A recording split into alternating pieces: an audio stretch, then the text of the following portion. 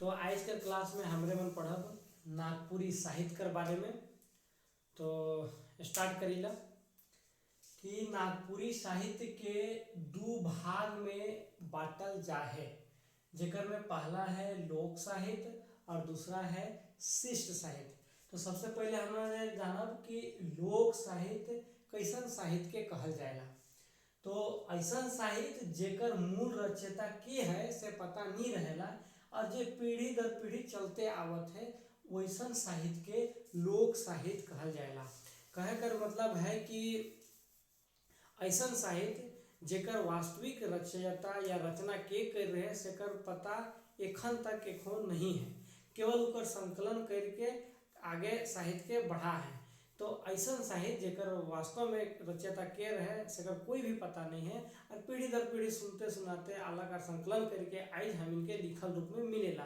तो वैसा साहित्य के हम लोक साहित्य कहेला। अब आगे हम देखब दूसरा नंबर में है शिष्ट साहित्य। अब शिष्ट साहित्य के कहे ना, वैसा साहित्य जेकर रचयिता कर पता है, कहे का मतलब कि उकर रचना जे भी साहित्य है उकर रचना के रहे उकर नाम पता रहेला, वैसा साहित्य के शिष्ट साहित्य कहल जाएला। और एक दूसरा शब्द में और भी कह सकीला कि लोक साहित्य कर विकसित रूप के ही शिष्ट साहित्य कहल जाएला। अब हमरे देखब कि लोक साहित्य के फिर से दो भाग में बांट के अध्ययन करल जाएला। पहला है दृश्य, जेके नागपुरी में कह सकीला दिखे वाला, और दूसरा है श्रव्य, जेके कह सकीला सुने वाला। तो दृश्य दिखे वाला साहित्य जो है उकर दो भाग है, लोक नाटक और लोक नृत्य। लोक नाटक कहे का मतलब कि जे भी नाटक वाला कहानी वहानी नाटक गिरी वाला जो चलत रहे, नाटक करत रहे, जेके देखत रहे नाटक के, उके कहल जाएगा लोक नाटक। और नृत्य जे डांस जे भी नृत्य करे ना उके कहे ना लोक नृत्य।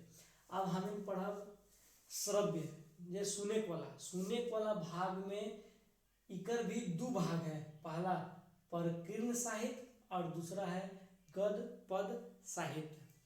तो परकीर्णन साहित्य के अंतर्गत का पढ़े के है इनके, पहला है कहावत, मुहावरा, बुझवेल या लोकोक्ति और मंत्र, जंतर मंत्र जे भी होएला उके कहे ना उकर अध्ययन करब। और अगला इकर भाग है गद्य और पद वाला भाग, जेकर अंतर्गत हम अध्ययन करब लोक कथा, लोकगीत और कविता का।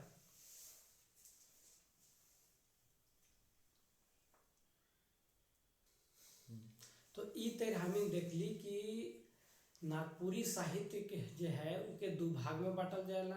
पहला भाग जो है लोक साहित्य और दूसरा है शिष्ट साहित्य। और लोक साहित्य फिर से दो भाग में बढ़ जाएला, जेकर में एगो दृश्य साहित्य और श्रव्य साहित्य। दृश्य साहित्य मतलब जेके देख सकीला और श्रव्य साहित्य जेके सुन सकीला। और दृश्य साहित्य के भी हम फिर से दो भाग में बांटीला, लोक नाटक और लोक नृत्य। और वह तरी अगर हम श्रव्य भाग का बात करूँ तो श्रव्य भाग के भी दो भाग में बांटल जाएला, परकीर्णन साहित्य और क्या रहे गद्य और पद। परकीर्णन साहित्य में हम कहावत, मुहावरा, बुझवेल ई मनावेला, और गद्य और पद वाला भाग में हम इनकर लोक कथा, लोकगीत, कविता आदि मन हम पढ़ब। तो अब हमरे लोक साहित्य में कुछ एक दो पॉइंट ऐसा भी है जेकर से लोक साहित्य से संबंधित आए वाला एग्जाम में कुछ क्वेश्चन बनने का संभावना हो सकेला। इसलिए हम चाहो कि लोक साहित्य में कुछ एक दो पॉइंट छूटल है सके बता देविला। पहला पॉइंट है कि नागपुरी लोक साहित्य लिखल नी मिलेला, मुदा इकर भंडार भरल है। जे हमरे मन पहले बात कर चुकी कि लोक साहित्य का लेखक के है, के रचयिता रहे सकर पता नहीं चलेगा। मतलब है कि लोक साहित्य लिखल नहीं मिलेला, मतलब पहले से सुनते सुनाते आए, उकर लिखल कब लिखल है नहीं लिखल है कोई ठोर ठिकाना नखे, मुदा इकर भंडार भरल है। भंडार भरल है मतलब भंडार कहाँ है, मतलब आदमी जगह उकर मतलब याद कहानी, जैसे कहानी आज हम के और बता दिली वो कहानी के वो याद करलक, फिर उकर अलावा फिर दूसरा आदमी के बतालक, उकर जगह कहानी गेलक, वह तरी पीढ़ी दर दर पीढ़ी लोक साहित्य बढ़ते गेला। तो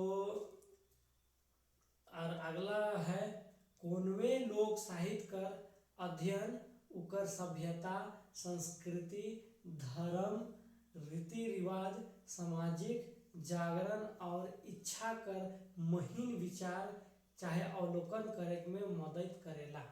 अब लोक साहित्य हमरे के लोक साहित्य का अध्ययन करे से हमी के का फायदा है या लोक साहित्य का का महत्व है, इकर बात चर्चा हम यहाँ करब।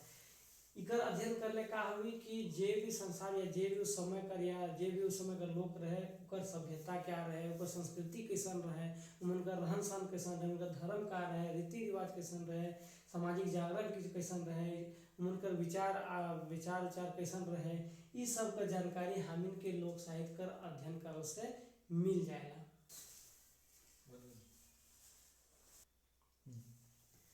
तो हमरे मन अभी शिष्ट साहित्य कर अंतर्गत कुछ ऐसा पॉइंट के भी देखब जे कि एग्जाम का दृष्टि से महत्वपूर्ण भी है और ऐसनो हम इनके जाने के चाहिए कि शिष्ट साहित्य कर क्या क्या महत्व या उद्देश्य है।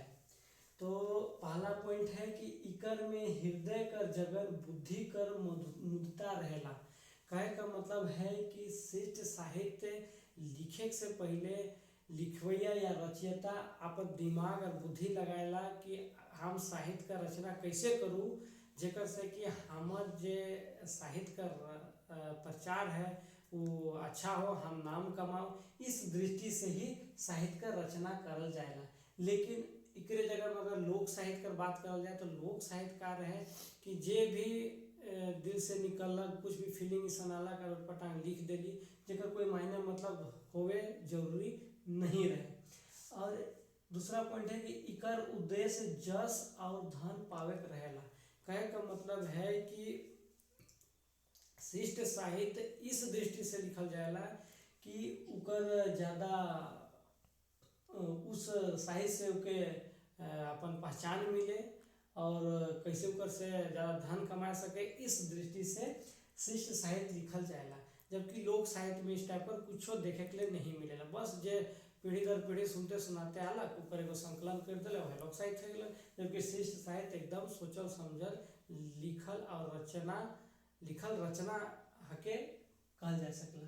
इ आज हगलकर नागपुरी साहित्य के अंतर्गत जे हम इनकर बेसिक क्लास रहे कि नागपुरी साहित्य के कई भाग में बांटल जाएला।